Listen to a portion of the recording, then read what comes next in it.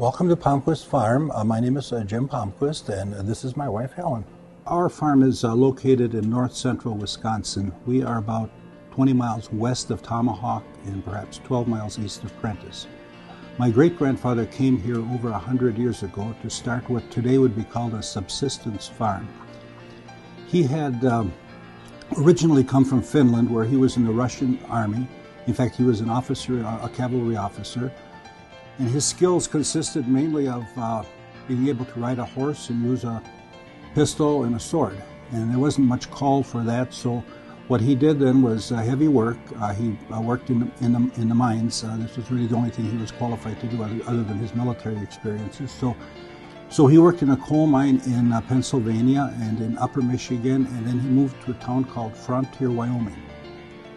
While they were in Frontier, Wyoming, they heard about a place in Wisconsin that looked very much like Finland. It was described to them in various brochures.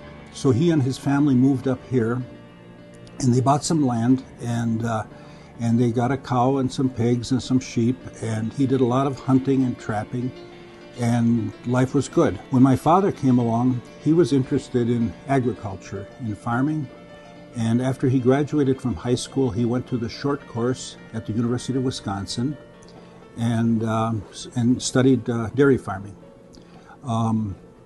He came back here, and they built a nice dairy herd.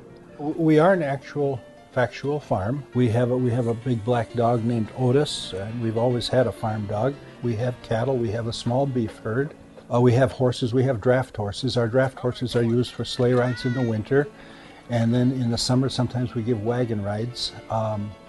We have used them for plowing and for a little bit of farm work, and we sometimes talk about using them for forest work.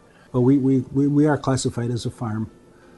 We have quite a bit of acreage here, and reminds me of a story. I'll tell you a story. You can cut it out if you want.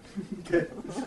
There was a Wisconsin farmer visiting a friend of his in Texas, and the Texan was kind of puffing about how large his ranch was.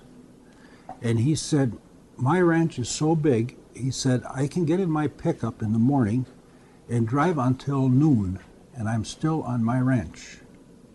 And the farmer from Wisconsin said, "I had a pickup like that once too." I don't think that's worth it. I hope you can cut that out.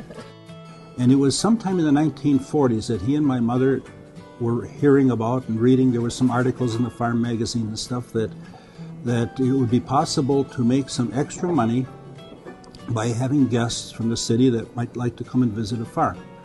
They started from then taking in guests, and it started as a summer activity, and we had saddle horses, and then we went on trail rides almost every day. I think at times we had a dozen or maybe even 15 saddle horses, and we had very, very little winter activity.